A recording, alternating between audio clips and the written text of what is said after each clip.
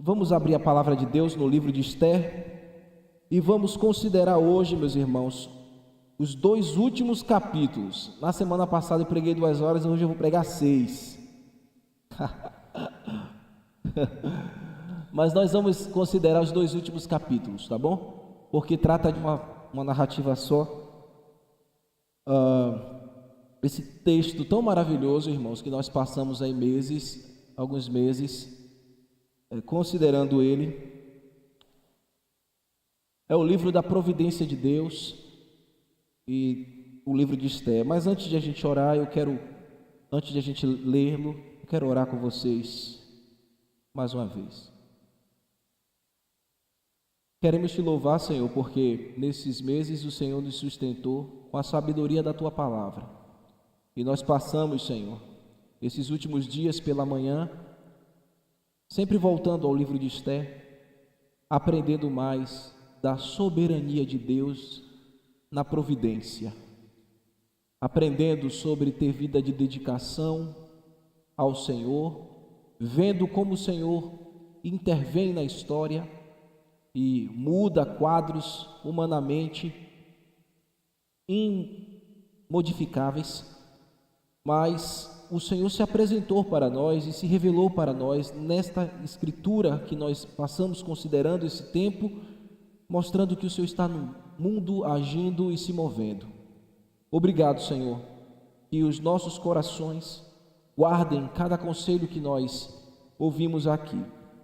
E nessa hora, Senhor, nós te pedimos, no momento que abriremos esta sagrada e maravilhosa palavra, que é a Tua voz aos nossos ouvidos e coração, eu peço a Ti, Senhor, que o Espírito Santo opere, levando a Tua palavra ao nosso coração, que a gente não apenas receba a palavra com a consciência, mas que a gente leve para o coração pelo poder do Espírito Santo, e aí haverá mudança e transformação no meio do Teu povo. Faz, Senhor, com que eu possa ser utilizado nas Tuas mãos como instrumento para a edificação dos meus irmãos. Eu te peço, Senhor, para a honra e glória no nome de Jesus Cristo. Amém. No sermão intitulado Lutem pela Vida, sermão passado, a última cena que nós vimos no capítulo anterior, o capítulo 8, eu subtitulei aquela última cena de a honra de Mordecai e a alegria dos judeus e salvação aos que temem. Nós vimos que na cidade de Suzã, como também todos os judeus em todo o império, estavam em grande festa e muitos povos fazendo alegria, muitos se convertendo à fé cristã, a fé do judaísmo, não era o cristianismo ainda não, a fé dos judeus, porque o temor do Senhor caiu sobre eles. Em outras palavras, aquelas pessoas passaram a ver os judeus com outros olhos, muitos, não todos, e vendo que Deus havia proporcionado grande livramento para o seu povo, estava provendo grande livramento para eles. Naquela cena, Mordecai estava sendo mais uma vez honrado, perfeitamente ataviado. Nós vimos ele bem adornado com as vestes reais, vestindo-se com as cores da realeza e portando sobre sua cabeça uma espécie de coroa, aquela coroa que eu falei para os irmãos que todos, quando olhavam Mordecai portando aquela indumentária e aquela coroa, eles diziam: este homem tem a aprovação do rei. E nós vimos também que a nomenclatura Mordecai, na tradição dos hebreus, também significa aquele que é o pequeno guerreiro, ou um pequeno guerreiro nas mãos do nosso Deus. E ele viveria, irmãos, agora em diante, para o bem e a causa do seu povo. No último capítulo, você vai ver isso bem expandido. Abra aí o capítulo 10, e veja comigo os versos 1 ao verso 3. Pulemos do 9 para o 10. Como eu disse para vocês, esse 10, que são apenas 3 versículos, ele é como um apêndice, é como um epílogo aqui no livro, um apêndice que faz parte da mesma narrativa do capítulo 9. E o autor bíblico mostra que este homem, Amã, ele se tornou grande para o serviço de Deus. E acompanhe comigo a leitura aí no capítulo 10, verso 1. Dito isso, depois disso, o rei Assuero impôs tributo sobre a terra e sobre as terras do mar. Deixa eu falar aqui um parêntese. Depois de tantas banquetes que o rei fez, de tanta festividade, agora lembra que quando a rainha Esté foi nomeada, ele deu desconto nos impostos. Agora aqui não, ele está aumentando os impostos. Então essa prática aqui sempre aconteceu, irmãos, e a gente sofre isso até hoje, né? Mas é coisa antiga. Quem está no poder sempre quer tirar uma parcelinha do povo, e isso sempre aconteceu. Mas a gente tem que aprender a lidar com isso, irmãos. A humanidade tem que saber lidar com isso. A gente deve pagar os nossos impostos, independente que a gente fique chateado ou não. É dever do cidadão e a gente deve fazer. O que a gente tem que pedir a Deus, como eu falei na pregação passada, é orar, pedir a Deus que levante homens justos, para que eles não sangrem o povo, tá bom? Mas Assuero aqui não é um homem de Deus, não teme a Deus, então ele não está nem aí. Ele quer que o seu reino continue enriquecendo, crescendo, e a opulência dele, ele quer cada vez mais que cresça. Mas vamos lá, o verso 2. Quanto mais aos atos de seu poder e do seu valor, e o relatório completo da grandeza de Mordecai, a quem o rei exaltou, porventura não está escrito no livro da história dos reis da Média e da Pérsia? Ele cresceu tanto que ficou registrado nesse livro histórico desse antigo povo, dessa antiga civilização. Pois o judeu Mordecai foi o segundo depois do rei Assuero, e grande para com os judeus, e estimado pela multidão dos seus irmãos, tendo procurado o bem do seu povo e trabalhado pela prosperidade de todo o povo da sua raça. Deus fez, meus irmãos, este homem respeitadíssimo, com muito valor e estimado por todos, temido e estimado por todos. Aqui vemos o homem de Deus que foi levantado pelo Senhor de forma magnífica. E o texto diz que ele se tornou o segundo homem no império mais influente do mundo, e ele se tornou o homem mais influente para o imperador. Isso significa que Mordecai atingiu níveis elevados de poder em todo o império. Lembra, antes ele ficava apenas à porta do palácio. Hoje ele está governando o palácio do rei e todo o império da Média e da Pérsia. Que reviravolta maravilhosa, né, meus irmãos? Isso significa que Deus o elevou para a condição de estadista também. Condição de estadista porque ele foi o segundo ao lado do imperador. Como também Deus o enriqueceu. Isso aqui também é para a gente ter a imagem de que Deus o fez muito rico. Deus o enriqueceu e lhe deu muitas posses. Deus fez ascender a essas estruturas ou camadas sociais, meus irmãos, com o propósito dele liderar o seu povo, com o propósito de ele ser aquele que iria fazer o bem para o povo judeu. E evidentemente, meus irmãos, com todo esse poder e com toda essa riqueza, Mordecai não se envaideceu e não se perdeu. Por quê? Porque capítulos antes nós vimos Deus resgatando o seu coração e o fazendo homem para servir a sua vontade. Então o coração de Mordecai não iria se desviar diante de tanto poder, autoridade e riqueza que ele possuiu diante daquele povo e diante dos seus irmãos.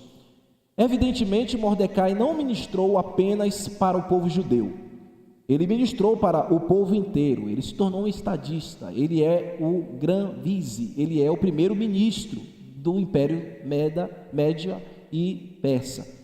Mas o texto deixa claro aqui para nós, e a intenção do autor é que Deus levantou esse homem para cuidar do seu povo, e ele deixou muito claro aqui.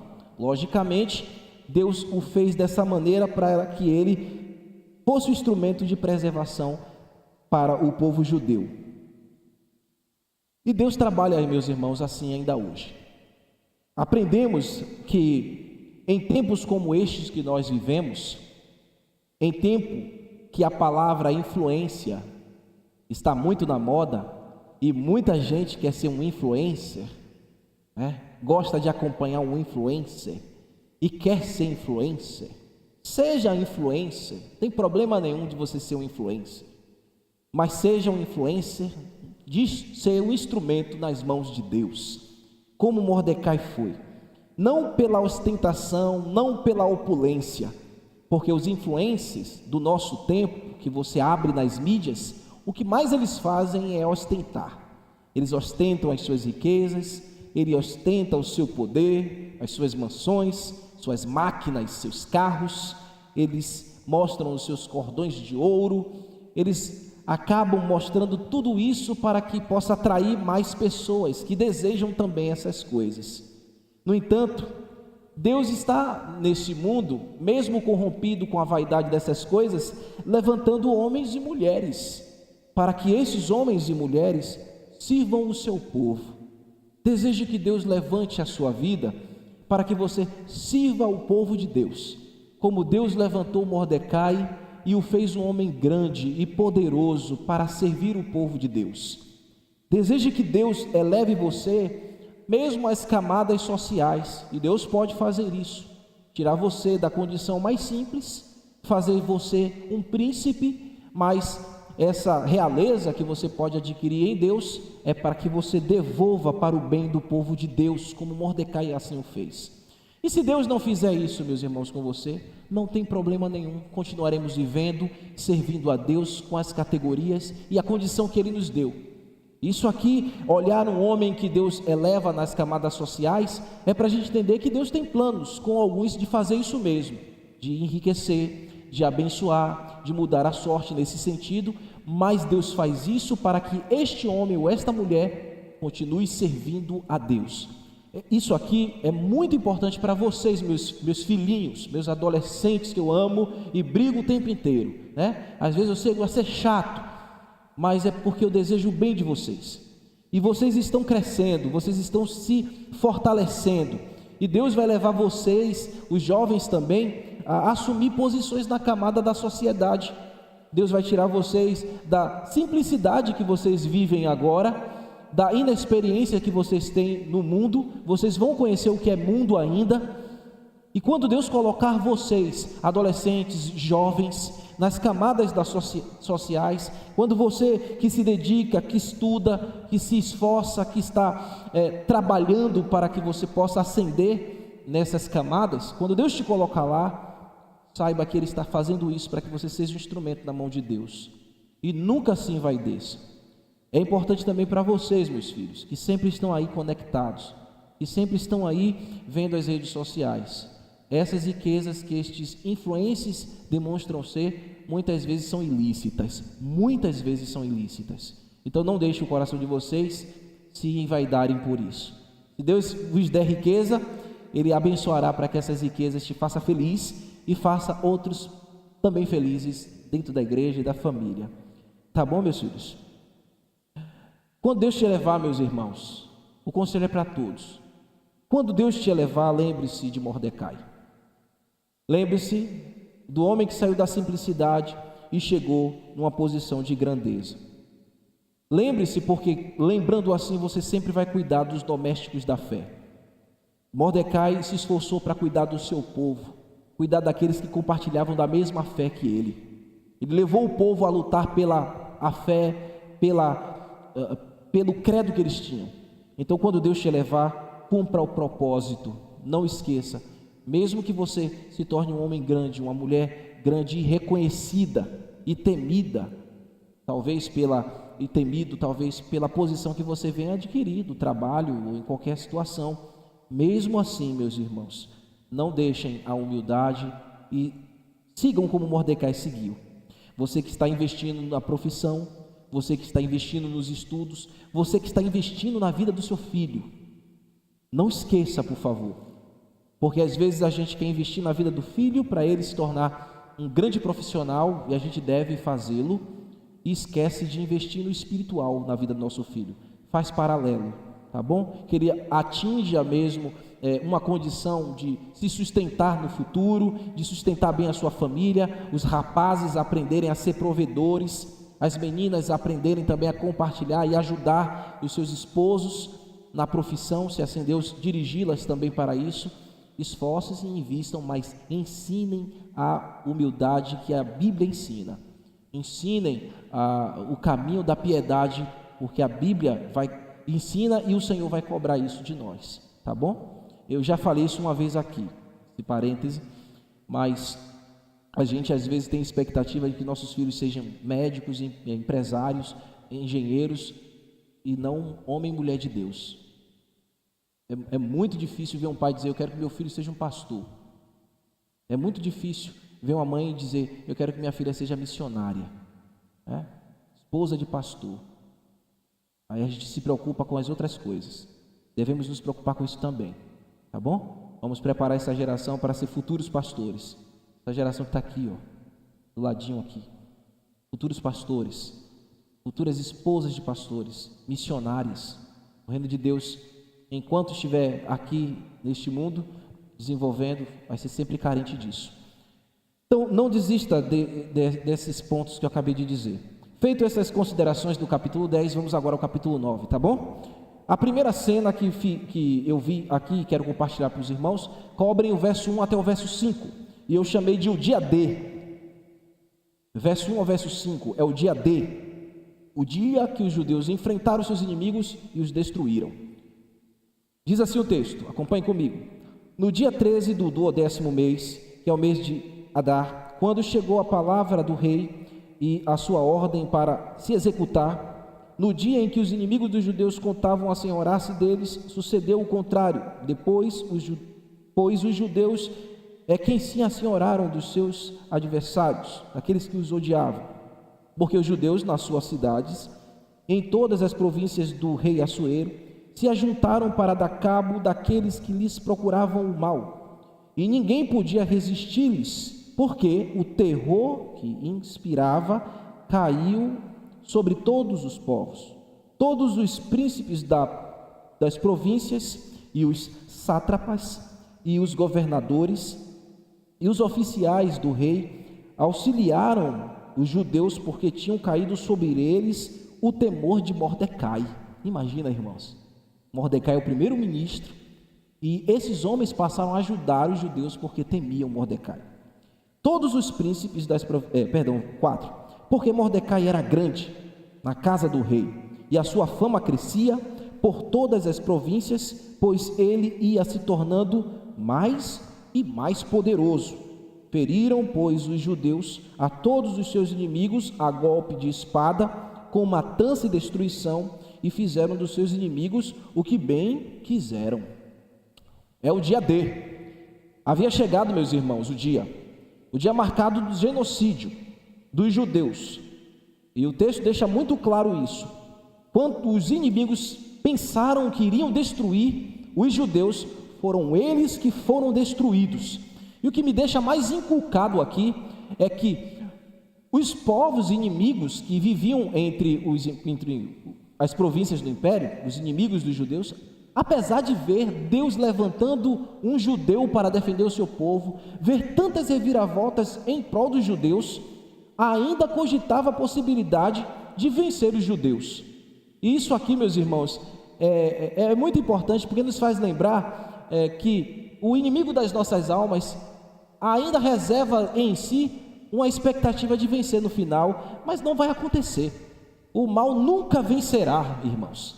O mal nunca vencerá. Sempre o bem prevalecerá.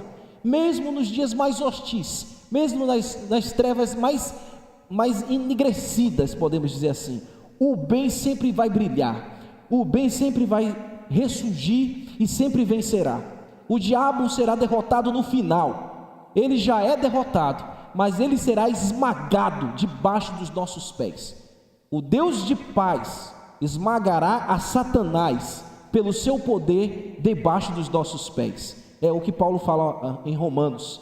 Então, irmãos, enquanto nós lutamos em Suzã, enquanto se levantam inimigos contra nós, lutem, se esforcem e creiam, porque vocês já são vencedores, já são mais do que vencedores em Cristo Jesus e que o final e o dia D nos aguarda. É o dia em que todos os nossos inimigos, e inclusive os espirituais, estarão debaixo dos nossos pés. Um dia Deus colocará todos os inimigos de Cristo pelos estrados dos pés de Jesus. E esse será o dia triunfante dia em que todos nós também gozaremos. O texto deixa claro que nenhum inimigo dos judeus prevaleceram. Eles resistiram, eles tentaram resistir, mas não conseguiram, eles não puderam. Os governantes, os príncipes de províncias maiores e menores foram se aglutinando e levantando as suas espadas pró os judeus, como que um exército pró-judeu se levantasse. Eles se aliaram aos judeus na liderança de Mordecai e lutaram em favor dos judeus em uma aliança, uma espécie de aliança, e para defender a honra daquele povo tão amado por Deus. Mas não percamos de vista que esse povo que se levantou para ajudar os judeus foi porque Deus havia provido de maneira maravilhosa. Agora, essa matança aqui, meus irmãos, nos leva a entender que Deus está julgando de forma punitiva os seus inimigos. Vamos continuar vendo aqui, verso 6 até o verso 16, do verso 6 até o verso 16, tá bom? Olhinhos no texto aí. Na cidadela de Suzã, os judeus mataram e destruíram a 500 homens, como também a Parsadata, a Dalfon, a Aspata, a Porata, a Dalaia, a Aridata, a Asfarmata, a Arizai, a Aridai e a Vaizata. Lindos nomes, né? Para a gente sair botando o nome aí no... Difícil, né? Vamos lá. E olha quem eles eram. Verso 10. Eram os 10 filhos de Amã, filhos de Amedata, o inimigo dos judeus. Porém, no despojo não tocaram. Se você for perceber aí, sempre tem essa referência aqui, né? Da letra A no nome dos seus filhos, porque fazia alusão ao antigo povo, os amalequitas. Então, Mordecai, quando nominou os seus filhos, sempre quis fazer a menção dos seus antepassados. E a gente sabe que os amalequitas foram inimigos dos nossos irmãos, assim por dizer, os judeus. Estou aonde, meus filhos? Verso 11, né? No mesmo dia, foi comunicado ao rei o número dos mortos na cidade de Suzã, na cidadela de Suzã. Disse o rei à rainha Ester: na cidadela de Suzã mataram e destruíram os judeus 500 homens e os 10 filhos de Amã. Nas províncias do rei, que terão eles feito? Qual é a tua petição? E se te dará? Ou que desejas ainda, e se te cumprirá? Então disse Ester: se bem parecer ao rei, conceda-se aos judeus que se acham em Suzã, e que também façam amanhã segundo o edito de hoje, e dependurem em forca os cadáveres dos 10 filhos de Amã. Imagina, irmãos. Então disse o rei que assim se fizesse. Publicou-se o edito em Suzã e dependuraram os cadáveres dos 10 filhos de Amã. Reuniram-se os judeus que se achavam em Suzã também no dia 14 do mês de Adar, dia seguinte, e mataram em Suzã a 300 homens. Vai fazendo a conta aí. Foi quantos primeiro? 500, depois mais 300. Já tem quantos? 800 mortos, 810, vamos dizer assim, né? Porque ainda tem os filhos de Amã. 810 ou 800 mesmo, se eles estiverem incluídos. Enfim. Então, porém, não tocaram nos despojos, é o que diz aí no final do verso 15. Verso 16. Também os demais judeus que se achavam nas províncias do rei se reuniram e se dispuseram para defender a sua vida. E tiveram sossego dos seus inimigos e mataram a 75.000 dos que odiavam, porém, não tocaram nos despojos. Meus irmãos, imagine esse dia. um rio de sangue, não é? Matança, terror dos inimigos de Deus. O terror não era do povo de Deus, porque a gente gosta de dizer, a vitória é do povo de Deus. A matança e a destruição ficam reservadas para os inimigos. Oh, meus irmãos, Deus há de nos tirar deste mundo.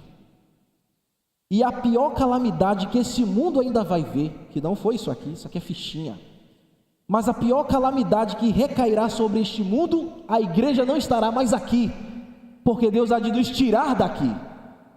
Deus preservará o seu povo, a igreja, e não deixará que o seu povo, os ungidos, os santos, sofram a calamidade que Ele ainda vai derramar sobre os povos inimigos do Evangelho. O rei havia perguntado à rainha: você já está satisfeita? Você quer que se faça mais alguma coisa? Aqui os judeus já destruíram aí 300 homens. O que eles já devem ter feito por aí em todo as 127 províncias? Aí você viu, mais 500 foram mortos no dia anterior, no dia seguinte, porque ele havia pedido, e ela pediu que colocasse também os filhos dos seus inimigos, do seu inimigo Amã, pendurado na forca. Eles foram pendurados nos seus cadáveres. No dia seguinte, ela pediu que a matança continuasse. Esté queria que todos os inimigos de Deus fossem vingados, fossem destruídos, na verdade. É importante deixar claro aqui, meus irmãos, uma coisa: esta forma justa que Deus está agindo, porque parece para muitas pessoas que Deus está sendo sangrento e injusto. Não, Deus deu tempo para o povo se arrepender, e quem tinha que se arrepender, se arrependeu. Não foi isso que a gente viu? Muitos se converteram à fé dos judeus, porque temeram a Deus. Então Deus está dando tempo neste mundo, antes de derramar a sua ira. Deus está dando tempo aos homens, e nós estamos pregando o Evangelho e proclamando o Evangelho, mas vai chegar o dia vai chegar o dia de Deus, vai chegar o dia em que Deus derramará a sua ira, e aí todos aqueles que recusaram o perdão de Cristo, que não vieram ao arrependimento, que não entraram em aliança com Deus e participando do seu povo, que não levantaram as espadas para lutar com o povo de Deus, a igreja, em prol do reino de Cristo, serão destruídos. Mas deixe-me lhe falar também, meus irmãos, e para os haters de plantão não ficarem cogitando besteira, nós não podemos enxergar aqui esse juízo, porque eu estou dizendo que é um juízo punitivo que Deus está fazendo e impingindo contra os povos inimigos, que se rebelaram contra os judeus, mas estavam se rebelando contra Deus. Primeiro, a leitura mostra aqui que não havia injustiça no coração dos judeus, porque se você leu comigo atentamente, você viu que no final do verso 10, põe os olhinhos aí, no final do verso 10, no final do verso 15 e no final do verso 16, segue sempre a mesma expressão: porém no despojo não tocaram. É isso aí que vocês estão vendo? Prestem atenção. Numa regrinha básica de hermenêutica, que é a interpretação bíblica, hermenêutica é interpretação para tudo, se usa hermenêutica em tudo, viu? Tudo que é literatura se usa hermenêutica, não é, minhas irmãs aí professoras? Se usa. Hermenêutica é a arte de interpretar, e nas escrituras é interpretar a Bíblia. Quando se repete alguma frase, alguma palavra com muita repetição em um texto, então na hermenêutica a gente deve ser levado a olhar aquilo que se repete com mais atenção, porque algo interessante ou especial está sendo comunicado ali. Então essa expressão aqui, porém no despojo não tocaram, se repete 3 vezes no contexto, deve ser lida ao lado da outra frase que está no verso 16: se dispuseram para defender a vida. Por que os judeus não tomaram os despojos dos seus inimigos, mesmo que a lei, o edito, havia dado direito a eles para isso? Mas eles se recusaram, porque no coração dos judeus, tudo o que eles queriam apenas era defender a sua própria vida. Então isso aqui elimina qualquer tipo de desejo contrário ou estranho nessa destruição que está acontecendo no coração dos judeus contra aqueles inimigos. Eles queriam apenas defender a sua vida e não se enriquecer com os seus despojos. Isso aqui é muito importante, viu, meus irmãos? E já nos defende a nossa fé de que Deus é justo em tudo que faz. Outro ponto aqui, meus irmãos, é que naquele tempo não havia tanta luz como nós temos hoje. Hoje você sabe o que é moralidade.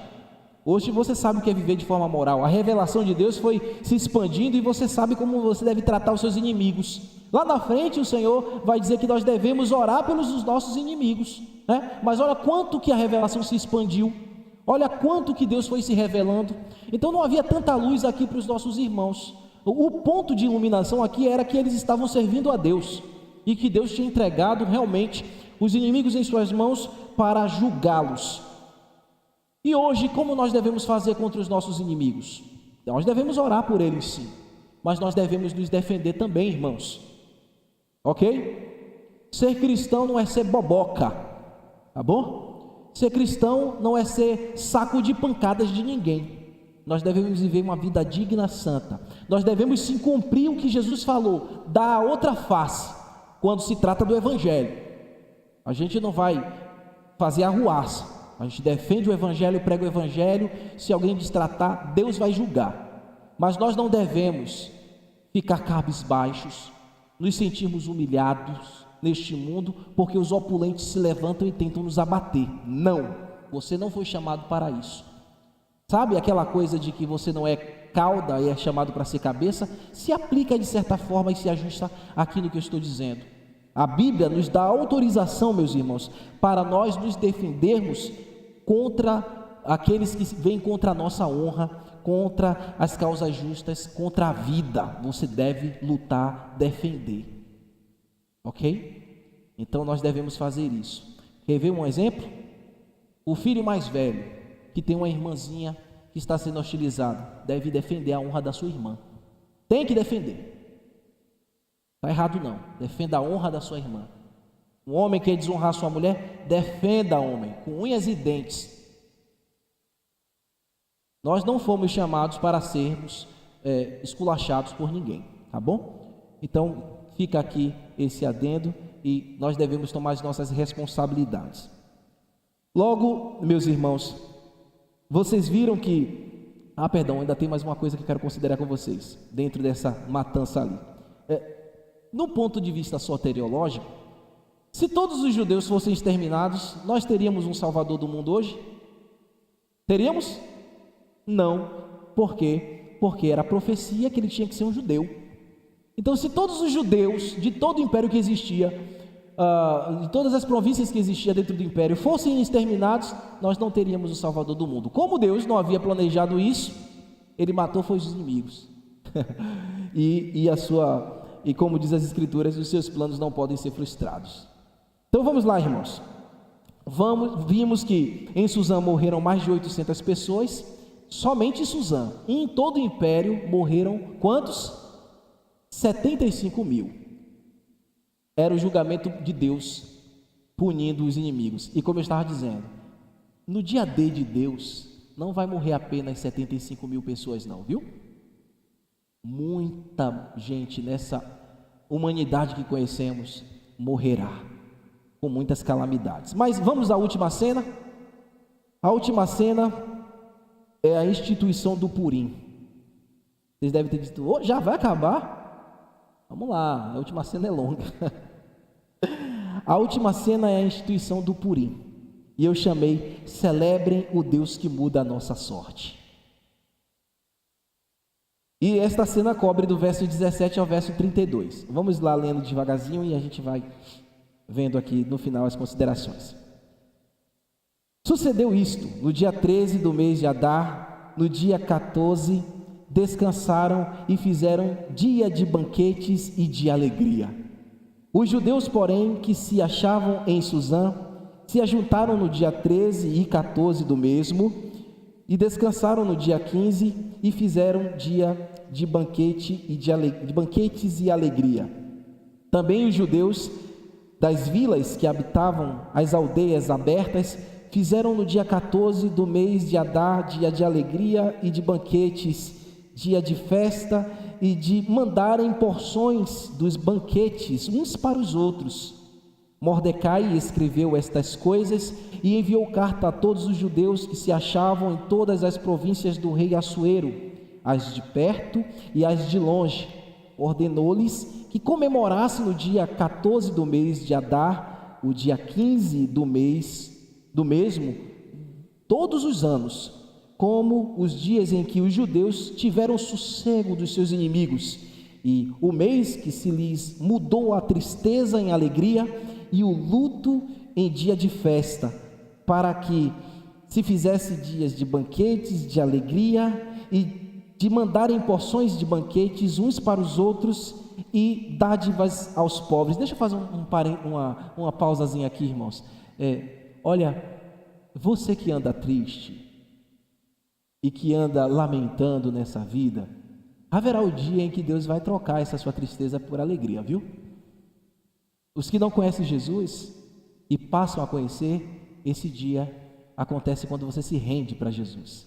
Ele troca a sua tristeza pela alegria, ele troca o luto pela festa. Isso é maravilhoso. E nós cristãos que ainda pelejamos nessa vida e sofremos porque nós choramos. Ei, você que vem para a fé, não espere que você somente irá vida larga, né, Clarinha? Carro bonito, casa confortável, piscina. Não é isso que nós procuramos. A gente vai chorar, a gente vai sofrer, a gente vai lutar, mas o dia da nossa alegria ninguém vai tirar, ninguém vai roubar. Então, mesmo que nós, salvos, ainda choremos e sofremos nessa vida, Deus ainda reservou para nós um motivo de alegria que os nossos olhos ainda não viram, os nossos ouvidos não ouviram, nem chegou ao coração de nenhum homem, nenhum crente mais piedoso, aquilo que Deus já reservou para nós. E nós entraremos nessa bênção, meus irmãos. Nós entraremos lá. Verso 22. Nos dias em que os judeus tiveram descanso dos seus inimigos e no mês que lhes mudou a tristeza em alegria e o luto em festa. Agora o verso 23. Assim os judeus aceitaram como costume o que naquele tempo havia feito pela primeira vez, segundo Mordecai lhes prescreveu, porque Amã, filho de Amedata, o Agagita, inimigo dos judeus, tinha intentado destruir os judeus e tinha lançado o pur. Vocês lembram do pur? O pur era lançar sorte, a gente vai ver isso mais na frente. Isso o texto diz, sorte para os assolar e destruir. Mas tendo Ester ido diante do rei, ordenou ele por carta que os seus maus intentos que assentara contra os judeus recaísse contra a própria cabeça dele, pelo que enforcaram a ele e aos seus filhos. Por isso aquele dia chamam Purim, do nome Pur, daí por causa de todas as palavras da carta e do que testemunharam e do que ali havia sucedido. Determinaram os judeus e tomaram sobre si, sobre as suas descendências, sobre todos os que se achegavam a ele e aos que não se deixariam de comemorar esses 2 dias, segundo o que se escreveu deles, segundo o seu tempo marcado, todos os anos. Verso 18. E que nesses dias seriam lembrados e comemorados de geração por geração, pois todas as famílias e todas as províncias, todas as cidades, e que nesses dias de Purim jamais caducaria entre os judeus, e que a memória deles jamais se extinguiria entre todos os seus descendentes. Então a rainha Ester, filha de Abiail, e o judeu Mordecai escreveu com toda a autoridade, uma vez para confirmar a carta de Purim. Expediram as cartas a todos os judeus, as 127 províncias do reino de Assuero, com palavras amigáveis e sinceras. Olha que coisa maravilhosa, né? O primeiro edito era de terror, o segundo era de esperança para defender a vida. Agora a terceira carta, o terceiro documento que chegou a todos nas províncias era palavras amigáveis, festa, alegria, contentamento, para confirmar esses dias de Purim e os seus tempos determinados com os judeus. Mordecai e Ester lhe haviam estabelecido, e como ele mesmo já tinha estabelecido sobre si e sobre os seus descendentes acerca do jejum do seu lamento. E o mandato de Ester estabeleceu as particularidades de Purim e se escreveu no livro. Depois que os povos lutaram e venceram, os judeus lutaram e venceram os seus inimigos, Agora, o judeu Mordecai e a rainha Esté, o primeiro-ministro e a rainha, vão emitir a festa do Purim para os seus compatriotas. Meus irmãos, como nós vimos aqui, Purim vem do pur, que significa mudança de sorte. Para os judeus, naqueles povos antigos da Mesopotâmia, pur significa lançar sorte. Então, o pur dos caldeus se tornou o Purim dos hebreus, dos judeus.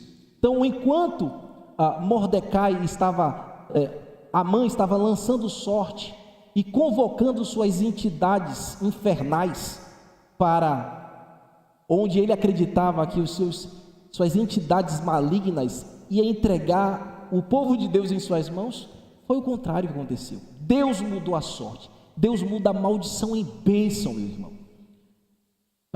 Existem pessoas que até hoje clamam falsos deuses, que até hoje entregam suas vidas, retalham seus corpos, fazem oferendas em matas, em cachoeiras, em tudo que é canto, fazem votos e colocam sinais em suas casas, tudo na esperança de que um falso Deus possa ouvi-los e possa ajudá-los, possa fazê-los prevalecer, mas eles estão perdidos nesse tipo de concepção.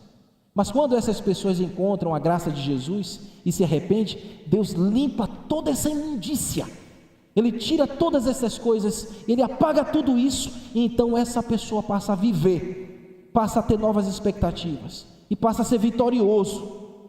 Então, meus irmãos, Deus muda a sorte dessa pessoa. Então Deus mudou a sorte do povo dele. Enquanto havia um decreto de morte, Deus substituiu por um decreto de vida, e agora eles estão festejando o Purim, a mudança de sorte, o Deus que mudou a maldição em bênção, e nós devemos celebrar isso. Você, meu irmão, que andava antigamente nas trevas, que andava completamente amarrado pelo inimigo, que andava completamente com o futuro incerto, agora você pode celebrar, porque você está livre. Jesus Cristo te livrou. Você pode celebrar o Purim, no sentido de que Deus mudou a sua sorte, e você deve pregar isso, e você deve comunicar isso com alegria, com festa, com regozijo. Neste tempo, o Purim, meus irmãos, significava, como eu disse, mudança de sorte. E como era feito isso? Os judeus começavam bem no entardecer, começava 30 dias antes da Páscoa, sempre no mês de março, e no entardecer, na virada do dia, eles começavam com orações, jejum e fazendo a leitura daquele relato de Moisés na luta dos hebreus contra Amaleque, contra os amalequitas. Eles faziam a leitura. Depois da leitura, o que eles faziam? Eles oravam, comiam e iam descansar. No dia seguinte eles acordavam e já começavam a fazer a leitura de todo esse livro que nós estudamos. Eles liam publicamente o livro de Esté. E todas as vezes que eles começavam a ler o livro de Esté, os judeus piedosos começavam a fazer sons, emitiam sons de lamento, como de choro, e esses lamentos e choros se confundiam também como risos de alegria. Então havia, quando eles comemoram, um misto de sentimento, tristeza, e a mudança da tristeza para a alegria. E toda vez que era lido o nome do inimigo dos judeus, Amã, a tradição, o Talmud, aponta que todas as vezes que se lê o nome de Amã, o que os mais velhos faziam? Eles batiam os pés no chão em protesto, faziam zoada, pisavam forte para abafar o nome de Amã. As crianças ou os mais novos utilizavam uma espécie de chocalho na mão, na leitura, e toda vez que o nome Amã era dito, os mais velhos, batiam os pés no chão, e as criancinhas agitavam, os mais novos, aquele chocalho, uma espécie de chocalho, e fazia muita zoada para abafar o nome do inimigo de Deus. E depois que eles acabavam de ler esse livro, meus irmãos, eles passavam para os festejos, e aí era muita comida, muita fartura, muita alegria, muito vinho, muita música, celebração, orações, e eles começavam a distribuir alimentos para todos. Então vinham famílias com seus banquetes, eles se reuniam em sinagogas, reuniam-se em famílias, reuniam-se em comunidade judaica, e faziam e fazem isso até hoje. E também eles aproveitavam esse momento para fazer o quê? Para distribuir seus bens, para dar presentes aos mais pobres, ou seja, para que o socorro de Deus alcançasse a todos, comunicando que o socorro de Deus alcançava a todos e que todos os judeus deveriam participar com alegria, até aqueles que não tinham condições de trazer algum alimento, de poder compartilhar alguma coisa. Então eles faziam isso e fazem até hoje, meus irmãos. Mas nós estamos caminhando, meus irmãos, para uma festa muito maior do que a festa do Purim dos judeus. O Talmud dizia e diz, o Talmud é um livro que os judeus têm, que tem todo o relato das suas histórias, das suas tradições religiosas. E foi compilado por reflexões profundas de muitos rabinos do passado. E lá no Talmud está escrito que na festa eles tinham que beber tanto, bebiam tanto com muita alegria, a ponto de eles confundirem quem era Mordecai e quem era Amã. E no final da festa eles diziam: bendito seja Mordecai e maldito seja Amã. Eles lançavam esse impropério contra Amã e a bênção contra os descendentes de Mordecai. Mas não é para você querer fazer um purim em casa não, viu? Tá bom? Nada de beber encher a cara, porque não é para a gente isso não. Nós estamos aguardando uma festa muito maior, que é a do Purim. É a festa, meus irmãos, dos vitoriosos. É a festa do povo de Deus que está nesta presente Suzã. É a festa do povo de Deus que vive neste mundo, mas não pertence a este mundo. É a festa do povo de Deus que está vencendo seus inimigos dia após dia. E que um dia, como eu disse, como eu já falei, vencerá o nosso inimigo das nossas almas, a Satanás. Será a festa do Cordeiro, o dia em que nós nos encontraremos com o nosso Senhor Jesus Cristo, sentado à mesa dele, o dia em que nós estaremos se deleitando e ele, Jesus Cristo, nos servirá. Nós seremos servidos por Jesus. Hoje nós servimos os santos, hoje Deus nos abençoa, hoje nós nos reunimos e servimos os santos. Como é que a gente serve os santos? Na festa do Purim eles davam presentes, comidas e essas coisas. Hoje a igreja, como é que serve os santos? A gente socorre as pessoas sim, que estão em dificuldades, a gente compartilha o nosso pão, a gente deve fazer isso, mas principalmente a gente testemunha a fé, a gente comunica o evangelho, a gente prega as verdades do reino, a gente entrega o verdadeiro alimento. Os pastores bíblicos entregam o verdadeiro alimento e o rebanho é fortalecido, recebe tônus para continuar lutando para vencer as batalhas espirituais. Mas enquanto nós hoje servimos, porque estamos nessa Suzã, um dia estaremos na mesa do Cordeiro e quem nos servirá é Jesus. Imagine, meus irmãos, Jesus servirá para você um alimento que você nunca provou, e Jesus servirá não somente isso, pela eternidade, Ele vai compartilhar de sua graça para a sua vida. É um Purim muito maior, meus irmãos, é uma alegria que nenhum vinho pode dar, é um contentamento que nenhuma bebida neste mundo pode oferecer. Nós estaremos cantando uma música que este mundo nunca ouviu, mas está reservado para aqueles que cantarão no coral de Deus. Nós estaremos ali jubilosos, porque Deus nos livrou no dia D. Ele nos arrebatou deste mundo, nos levou para a glória e nos fez assentarmos no trono de Deus, ao lado de Cristo, glorificando ao Senhor, porque são promessas que nos reserva. Ao que vencer, dá-lhe-ei direito de se assentar comigo no meu trono. Ao que lutou, meus irmãos, o povo judeu luta até hoje, luta cego até hoje. Eles um dia terão as vendas dos seus olhos retiradas. E no mundo da atualidade em que eles estão lutando, e na verdade desde quando eles foram constituídos como povo, como nação, eles sempre lutam pela vida. Assim foi no Egito, assim foi no deserto, assim foi aqui no próprio livro de Esther, foi no tempo do nazismo. Agora nós sempre vemos nações se levantando contra o povo judeu, mas eles ainda estão cegos, porque não creem naquele que nós já cremos, que já veio a este mundo para nos dar vida. Mas um dia essa cegueira será removida, e eles verão a Jesus Cristo e crerão, e nesse dia será o dia de maior alegria para a vida deles.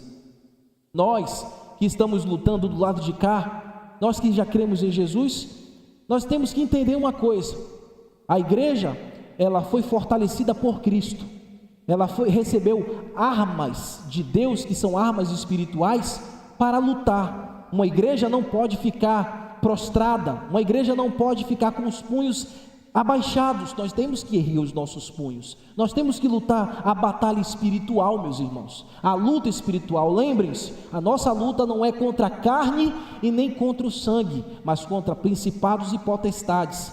Uma igreja precisa se erguer e lutar, porque há muitos planos contra a igreja, há muitos programas filosóficos contra a igreja, meus irmãos, verdadeiras filosofias malignas que buscam sufocar a nossa fé, que buscam sufocar e destruir o cristianismo e os valores cristãos. No mundo em que nós vivemos hoje, no mundo em que nós estamos aqui interagindo, há muita causa que milita contra a nossa fé e pulveriza na sociedade ideologias como pró-aborto. Quantos países aí têm aprovado o aborto? E a Bíblia é contra isso. A igreja é contra o aborto. Quantas causas de ideologia de gênero se levantam, e a gente vê por aí ideologias das escolas, das faculdades, em tudo que é lugar, e até em muitos lugares que se dizem igreja, mas a Bíblia é contra isso. Deus fez homem e fez mulher, doem quem quiser. Nós não participamos desse tipo de ideologia, irmãos. Outra coisa, o politicamente correto, que tenta atalhar a nossa forma de falar, onde você precisa ficar pulindo tudo. Então são ideologias malignas, meus irmãos, que tentam sufocar a voz da igreja, que tenta sufocar a pregação do evangelho, e que o que nós devemos fazer? Nos levantarmos como Deus levantou Mordecai e Esther. Que Deus nos levante com coragem, levante homens e mulheres com coragem, os jovens com coragem. Meus filhos, vocês que vão entrar na faculdade, Deus está vacinando vocês agora, porque quando vocês chegarem na faculdade, vocês vão ter que lidar com o marxismo cultural, vocês vão ter que lidar com as ideologias, com o feminismo, com o tipo de masculinidade tóxica que eles dizem, tudo isso para ir contra o que a Bíblia diz. Mas a pregação do evangelho já está vacinando vocês, para quando vocês chegarem lá prontos para lutar e defender a fé de vocês, e não se corromperem na Suzã deste mundo, mas lutarem como Mordecai lutou, como Esther lutou. Nós vivemos neste mundo, meus irmãos, mas nós não pertencemos a ele. Nós somos a família de Deus, nós somos o povo de Deus, o povo que Deus preservou, e um dia nós estaremos com ele. O livro de Esther sempre nos fará lembrar da grande virada de sorte que Deus nos fez, da grande mudança de vida que ele nos proporcionou. Então vamos juntos, meus irmãos, mesmo neste mundo caótico, perdido, que jaz no maligno, vamos conservar promessas superiores, vamos conservar as promessas que Jesus nos fez e que nós viveremos todas na íntegra. Vamos celebrar este Purim, esta virada de sorte, até o dia do Purim excelente que viveremos na glória, a festa dos vitoriosos, na festa do Cordeiro. Que Jesus possa lhe dar esta alegria, você que me ouve, e você possa estar entoando cânticos eternos ao lado de Jesus Cristo, até por toda a eternidade. E o Senhor Jesus aplique essa palavra e tudo que nós ouvimos aqui no livro de Esther no nosso coração, meus filhos, e que a gente não se esqueça mais desses maravilhosos conselhos da palavra de Deus. Vamos ficar de pé? Vamos orar ao Senhor. Olha aqui, eu preguei 2 capítulos e mais rapidinho, né? Estou melhorando. Deus ouviu as orações dos irmãos essa semana. Obrigado, Jesus. É sempre bom poder começar uma série em um livro bíblico e ir de maneira fiel até o final, até o último versículo, até a última palavra, até o último ponto, porque nós compreendemos que a revelação de Deus é proposicional e ela é completa, ela é absoluta. Tudo que está aqui na Bíblia, cada acento, cada palavra, nós entendemos que é revelação de Deus. Nós acreditamos na revelação plenária, Senhor. Obrigado por isso. Obrigado porque o Senhor nos deu o texto de Esther, porque o Senhor deu aos judeus o texto de Esther. E isso faz com que eles olhem para a promessa superior, que é Jesus. Abre os olhos deste povo, Senhor, nós rogamos. Desvenda, Senhor, a cegueira deles, que a nação de Israel olhe para Jesus Cristo, olhe para o Salvador e se converta. Haverá esse dia, Senhor, haverá o dia em que eles vão celebrar não este Purim que eles fazem até o dia de hoje, mas celebrarão a vinda de Jesus Cristo, que os livrará de grande infortúnio. Nós já estamos felizes, Senhor, porque nós alcançamos a graça da salvação. Obrigado, porque o Senhor já nos deu este presente, e nós guardamos no nosso coração a fé de que um dia estaremos em uma festa muito maior, reunida com judeus convertidos, povos de todas as eras, de todas as línguas e nações, reunidos como igreja, celebrando a Jesus Cristo no banquete da ceia do Cordeiro.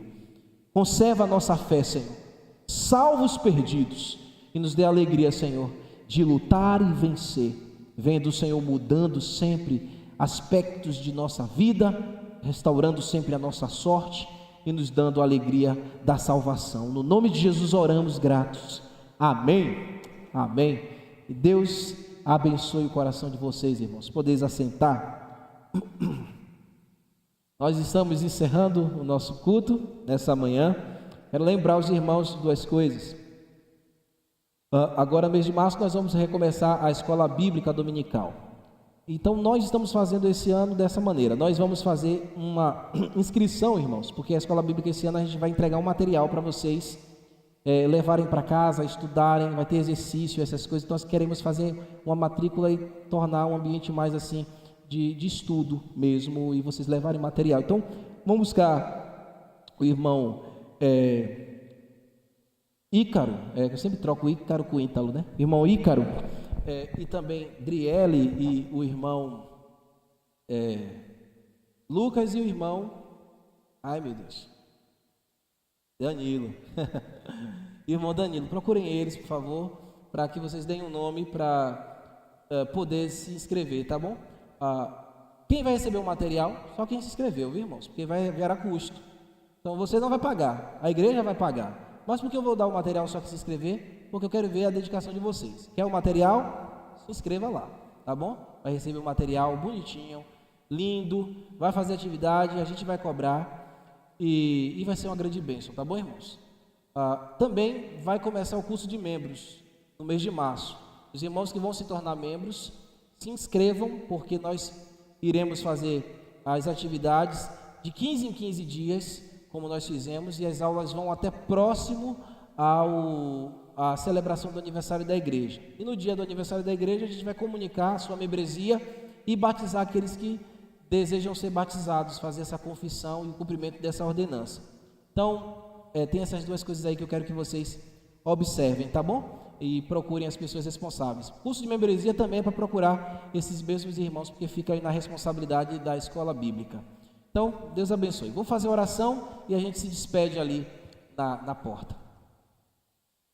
Obrigado por tudo, Senhor. Continue nos abençoando nessa manhã. Dê aos meus irmãos um final de dia abençoador e que possam, Senhor, levar consigo tudo que eles aprenderam nessa manhã e que tem, Senhor, compartilhado junto conosco. Também eu te peço que os abençoe na refeição que eles vão fazer e os tragam de volta, ó Pai, à noite, para a gente poder te adorar, cantar louvores a Ti e ouvir a Tua palavra mais uma vez. Que o amor de Deus, o nosso eterno Pai, a graça salvadora de Cristo Jesus, o nosso Senhor, como a comunhão e a consolação do Espírito Santo, sejam com todos nós, hoje e sempre. Amém.